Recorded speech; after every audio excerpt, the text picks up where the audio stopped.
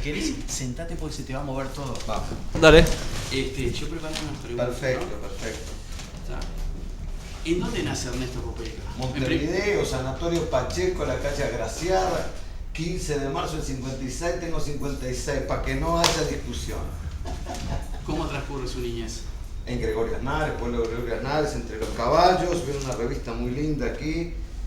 Revista Caballo, hermoso, con caballos, así transcurre mi niñez, pueblo de Gregorio Aznares, ingenio azucarero. Tú eres muy joven, no sé si recordarás, ahí se hacía gran parte de la producción azucarera del país.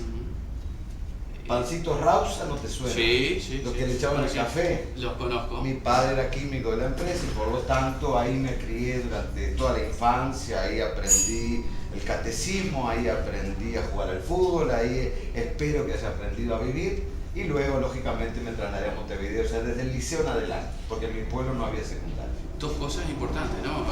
Una, el deporte que lo unía a esa niñez y otra es ese acercamiento hacia la parte espiritual, la parte... Mis padres eran muy católicos, ¿Sí? mis padres eran muy católicos desde niños, además de bautizarme, me llevaban a la iglesia, iba con ellos a misa, además después tenía un amigo que me introdujo como monaguillo, así que imagínate, en la época en que se hablaba el latín, antes del concilio, así que fui, digamos, impregnándome. Estamos hablando que antes del concilio las misas se daban en latín y se daban de espaldas al público, todo en latín y las respuestas teníamos que hacerlas en latín. ¿Tú cuántos años tienes? Tengo 49. No, quizás no te acuerdas. Pero ¿O sí? por estudiar el tema del Concilio Vaticano para el libro Un Cacho de Dios, oh, qué bonito, qué bonito. que tocó toda la vida del Padre Cacho. El Padre Cacho, qué hermosura, un cacho de Dios, un alma ejemplar. Ernesto, ¿cómo lo definiría a sus padres? ¿Cómo los definiría? En primer lugar, hoy tomando el ejemplo del Papa Francisco, gente humilde, porque además de ser talentosa, brillante, reconocida por el pueblo, que hoy día hasta el nombre de una calle de mi pueblo lleva el nombre de mi padre, especialmente mi papá y mi mamá fueron personas muy humildes y espero que se me haya pegado algo, aunque no creo, pero en primer lugar la humildad, que es como empezamos las misas. Antes de celebrar estos sagrados misterios, con humildad reconocemos nuestros pecados. Eso fue lo que mis padres me inculcaron de pequeño. La fe en Dios y especialmente la humildad, ejemplo también de Jesús y de María. ¿Qué cosas tomó de su madre y qué cosas pudo haber tomado de sus padres? Aparte de... Qué buena pregunta. Sí. Porque digo, ni lindo ni inteligente como era mi mamá y como era mi papá. Pero de mi mamá tomé el gusto, la atención y la seriedad por las pequeñas cosas. Si algo se me pegó virtuoso, entre otras cosas de mi mamá, es que ella atendía lo más mínimo como si fuera el Espíritu Santo. Y a veces el Espíritu Santo, como decía Santa Teresa, anda entre las cacerolas, anda entre las ollas. Y de mi papá la lucidez, la sabiduría, la inteligencia, las ganas de conocer, de saber, de abrir el entendimiento, no solo con datos, con estudios, sino especialmente con sabiduría de vida. Entonces, espero que esas dos cosas se me hayan pegado de mi padre. Y si tuviera que nombrar algún referente de la niñez, aparte de los padres, de repente algún hermano, algún otro familiar, ¿quién tenía como referente? Justamente un tío mío desde el punto de vista deportivo, que ayer me llamó justamente desde Salto, el Luis Popelka, Lucho, que era deportista nato, nadador, salvavidas, basquetbolista, tenista. Entonces esa parte deportiva me la inculcó mucho este tío, que también me impulsaba que yo desarrollara lo del fútbol. Pero lógicamente el párroco de mi pueblo, el padre Isabelino Pérez, que fue con quien me inicié en las tareas de acólito, ese también fue un gran referente religioso. Desde su perspectiva de niño, ¿cómo veía el mundo a partir de esa época, ¿no? Situarnos en esa época de niño. Y en ese pueblo. Y en ese pueblo. Porque era una época en el mundo, en el país, pero especialmente en el pueblo donde, curiosamente hoy le cuento a los jóvenes si no me creen, todas las casas del pueblo eran de uno. Todas las mamás del pueblo eran mis mamás. Todos los papás del pueblo, mis papás. Así que si me regañaba un señor de allá arriba, era como si me regañara mi papá. Y si me agarraba la noche en otro lugar, esa era mi casa, pero de verdad. O si me agarraba el mediodía en la otra punta del pueblo, ahí era el almuerzo. Y mi mamá no se preocupaba. ¿Por qué? Porque sabía que estaba comiendo. Por lo tanto, ese espíritu fraterno, familiar, hospitalario, abierto, creo que marcó mucho la infancia y que uno, no sé si porque se está volviendo viejo, pero lo añora con mucho cariño. ¿Y qué tan lejos estamos de esos tiempos? ¿Y por qué? No sé. ¿Qué es lo que ha hecho? No sé, nos hemos complicado, hemos racionalizado, hemos dado más importancia a la tecnología, al progreso material, al progreso científico, tecnológico. Creo yo que esa importancia en la parte material, tecnológica, industrializada, competitiva, hoy día globalizada, es lo que ha ido en detrimento de los valores más naturales del ser humano, que es la confianza, la hospitalidad, la servicialidad, la sencillez de vida, que es lo que te acabo de explicar, que fue el espíritu en el cual uno se crió, y ojalá detrás de la pantalla racionalista siga existiendo esa nostalgia de lo simple, de lo cotidiano, de lo concreto, que tanta falta nos hace. Que nos falta cultivar eso, ¿no? Sí. ¿Qué cosas le dejaron la etapa del fútbol? Muchos tuvo amigos. Una carrera futbolística. Pero especialmente muchos amigos. De llegar hasta la selección, ¿no? Así es. Digo, porque aprender a tirar penales no aprendí, porque pegarle por arriba a la barrera todavía me cuesta, pero aunque tengo algunas fotos en las cuales soy bastante payasito y mantuve las habilidades con la zurda y a veces con la cabeza y a veces con la pierna, como por ejemplo de repente ponerme a hacer las monerías que todavía de viejo sigo haciendo ahí. ¿Qué tiempo tiene esa foto? Esto soy sacerdote, porque hasta estoy con el Claro, estoy viendo. Sí. Debe tener 10 años, 15 años, más o menos. Entonces entré a bendecir un local y los niños querían antes la bendición que me pusiera a hacer payasada. A dominar la pelota. Entonces me puse a dominar la pelota. Pero aparte de todo eso, como te dije, lo que más me dejó son amistades que hasta el día del cultivo, como entre otros, anoche mismo me vino a saludar apenas llegaba a Montevideo Jorge Fossati, con quien cultivamos la amistad desde que éramos rivales en el fútbol. Qué bueno, ¿no? Digo, ¿cómo nace esa convicción por lo religioso? ¿Qué hace clic en Popelka para...?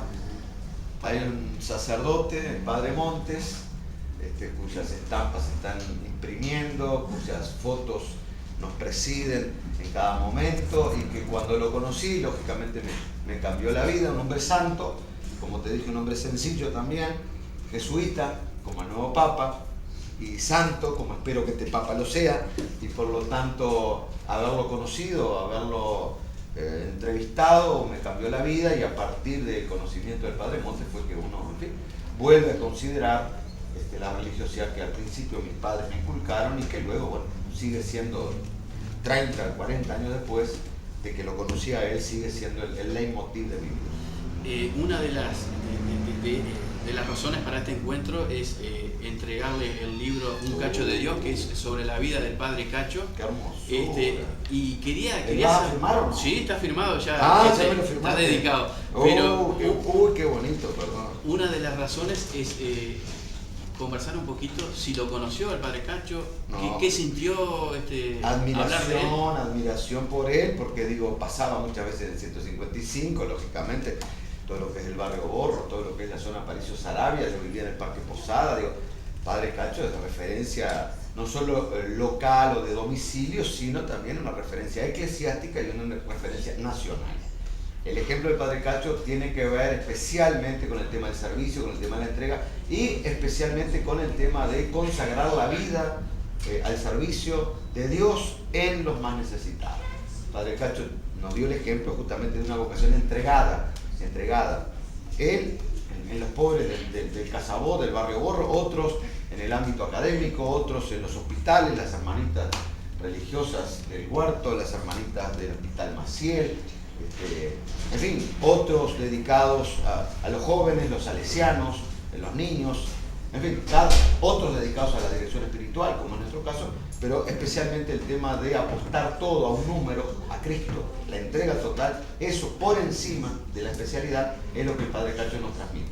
Él se dedicó a los pobres, te repito, otras congregaciones tienen otras especialidades, otros carismas, pero la entrega 100% a la vocación que Dios nos dio, eso es lo que realmente a mí me ha impactado. Cacho, si hay una de las cosas que tuvo que dejar es romper con la congregación salesiana y pasarse al clero secular. Ajá, por aquello de que él quería convivir entre los pobres, sí, ¿no? digo, los salesianos también lo hacen. Lo que sucede es que uno a veces encuentra esa beta dentro de un carisma y quiere dedicarse exclusivamente a eso. Nosotros también, no es que cortemos, es que simplemente nos desprendimos de la compañía de Jesús, de los jesuitas, para dedicarnos exclusivamente a la dirección espiritual. Porque la compañía de Jesús, además de la dirección espiritual, atiende universidades, escuelas, etc. Y nuestro deseo era expresamente la dirección espiritual. Así que son caminos que el Señor va marcando y que pautan también la vida de la iglesia. Tomando como un ejemplo tan grande como lo que significó Cacho, ¿no? de esa permanencia y convivencia entre los pobres, ¿alguna vez se le pasó por la cabeza hacer una experiencia de ese tipo? Irse a un Cantegrí y hacer una especie? No.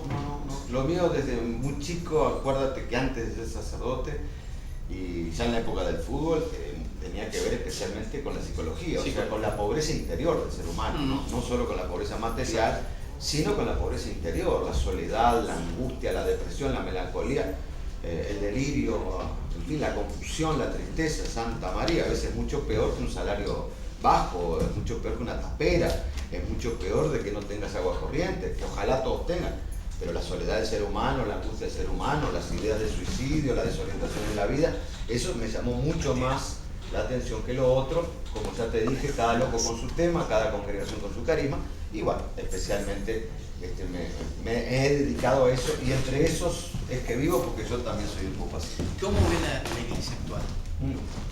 Entusiasmado, buenos aires soplan sobre la iglesia católica desde que eligieron a Francisco, no solo por ser de Buenos Aires, sino porque es un espíritu renovador, así que tengo mucha esperanza, tengo mucha ilusión sobre estos nuevos aires y buenos aires que soplan sobre la iglesia. Hay señales de cambio, ¿no? De renovación, siempre la iglesia se está renovando, y como brotes nuevos del árbol viejo se está renovando, y efectivamente estamos muy contentos. ¿Por qué Popelka no está hoy en Uruguay y brinda todo ese potencial de conocimiento, de maduración, de sabiduría que fue adquiriendo a través de los años?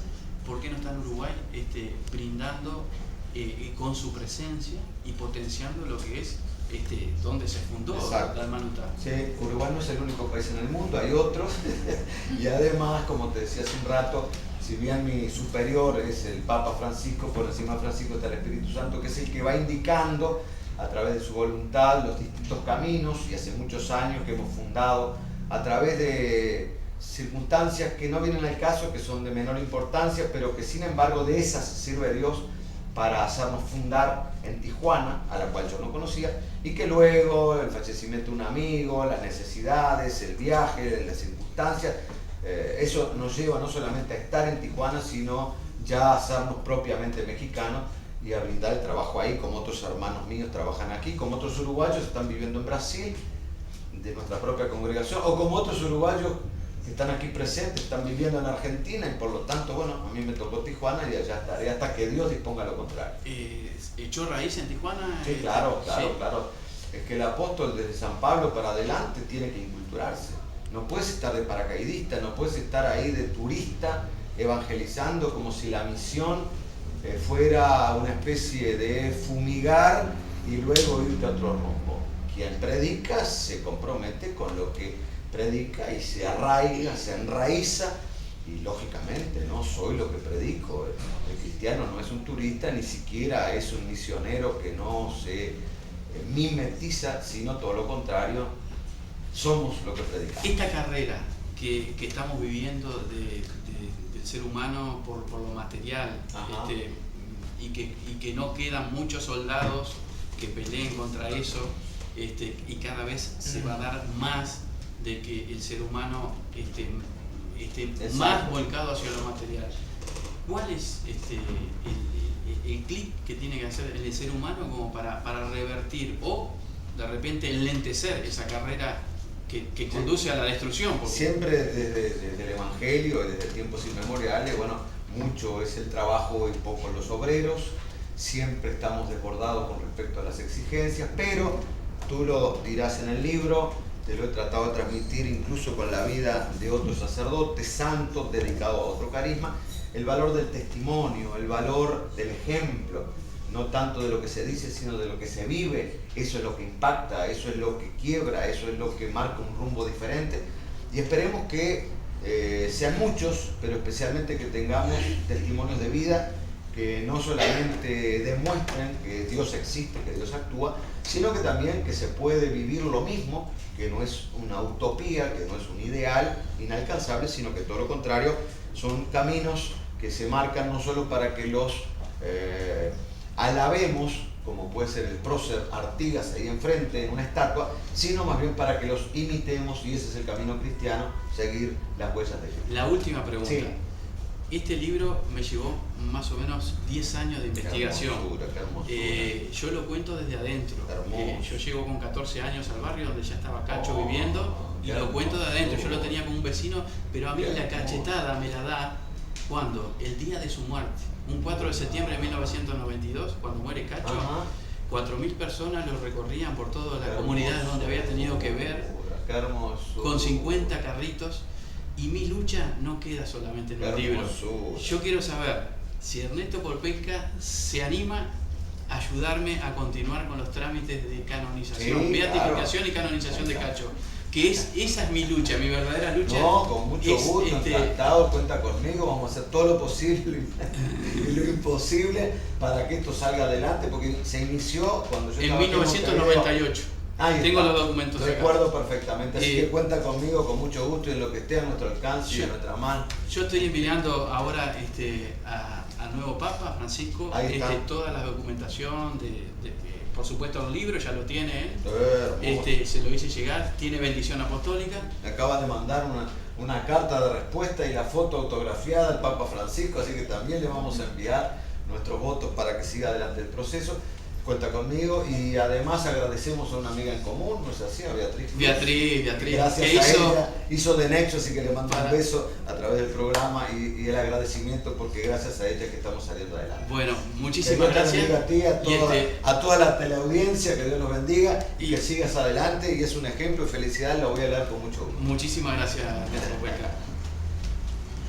Te voy a pedir una foto nomás. Sí.